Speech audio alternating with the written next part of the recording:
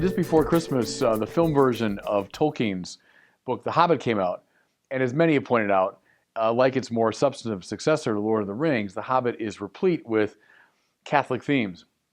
Well, on Christmas Day itself, another film version of a famous book came out, namely Victor Hugo's Les Misérables. And even though Victor Hugo had a somewhat ambiguous relationship with the Catholic Church, the story that he wrote is replete with Christian themes. In fact, can't be understood apart from a Christian worldview. And what I feel strongly about is, in light of all the Les Mis, hoopla, I hope we don't forget about this very affecting spiritual story that stands at the heart of Hugo's book.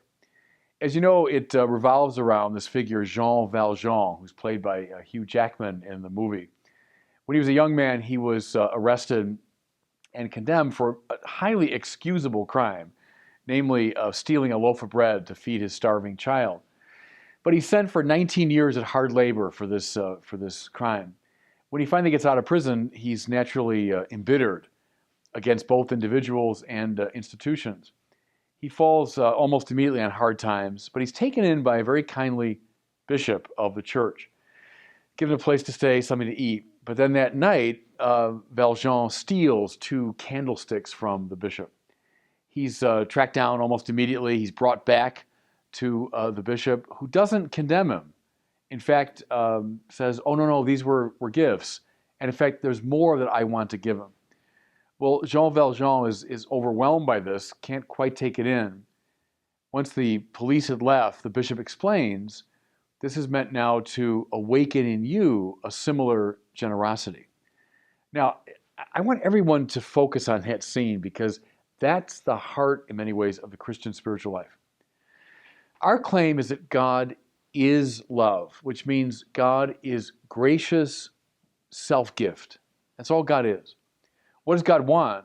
He wants us to receive that gift, that grace, and then participate in it further by giving it away. He wants us to become imitators of the grace that He is. That's exactly what the bishop saw. What's interesting about it, too, is the bishop's act was so thoroughly gratuitous. There was no self-interest whatsoever. And that's precisely why it could become a sacrament of the divine grace. Well, the story then unfolds as Jean Valjean gets back on his feet. It unfolds as a story of how he himself becomes a bearer of a similar grace to the world. So he becomes a mayor of a small town and famously reaches out to the poor and the destitute. He meets this young woman, Fantine, who's had fallen into prostitution, again, just to feed her children. Anne Hathaway's song, the famous I Dreamed a Dream, is one of the most moving scenes in the whole film. But when she dies, Valjean takes in her child, Cosette, as a pure act of gratuitous love and raises the child.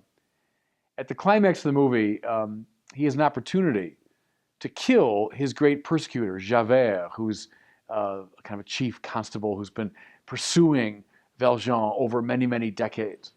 He has an opportunity to kill him, to get revenge on him, to eliminate him. And he doesn't. He lets him live. He spares his life. Gratuitous love, God's grace, giving rise to gratuitous love. There's the Christian story, and that's at the heart of Victor Hugo's narrative. A word about Javert, played in the film by Russell Crowe. Javert, who is this relentless constable, who seems to be at every turn of Valjean's life there to gauge his activity, to judge him, to condemn him, to pursue him, is the embodiment, if you want, of law in the strict sense. Law that is completely unaffected by grace. I think of the way Crowe plays the role is that his expression is as unchangingly stern as the uniform that he always wears. So I think Hugo used that figure as an evocation, as I say, of absolute law. Now here's the interesting thing. After this long story is unfolded, and Javert, at the key moment, is spared by Jean Valjean, you think it might be his opportunity now to become a bearer of grace. But in fact, it breaks him. There's a very powerful scene where he goes to a spot overlooking the Seine, and he sings this great lament and then hurls himself to his death. Now, what becomes clear in his swan song is he just doesn't have the categories to explain what Javert had, rather what Jean Valjean had done. His world was the world of law, and grace simply had no place in it. And in fact, it broke him. It was so frustrating to him, so confounding to him, that it broke him. I thought in the wake of that scene, it's a beautiful portrayal of what the church means by damnation and the suffering of the damned. As I've often said, God doesn't send people to hell. Hell is a resistance to God's grace. It's a resistance that can become so powerful that it breaks us. Think of Javert hurling himself to his death. That would be an image of what the church means by damnation. Just another quick word about that. Pope Benedict, in his social teaching, has emphasized that justice is necessary. Quite right. No society, no community, no matter what the size, wouldn't survive, or would survive without justice. You need law, you need order, and so on. But, the Pope said, law that is untempered by, unaffected by mercy becomes something very cold and self-regarding and finally destructive. Think of Javert here as a symbol of that, a society that is simply governed by law, without the hint of that divine life, that grace that filled Jean Valjean.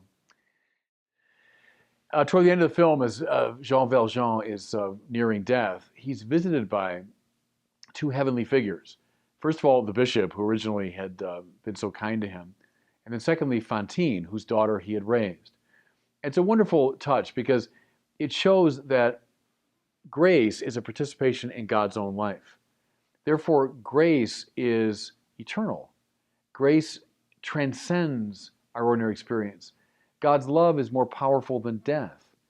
And so you can speak, yes, indeed, of communing with those who were bearers of grace to you.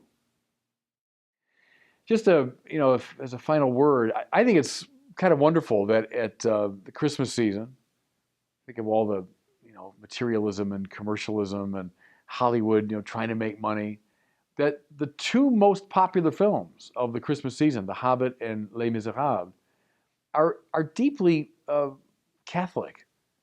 They are fundamentally retellings of the gospel story. To me, there's something wonderfully appropriate about that.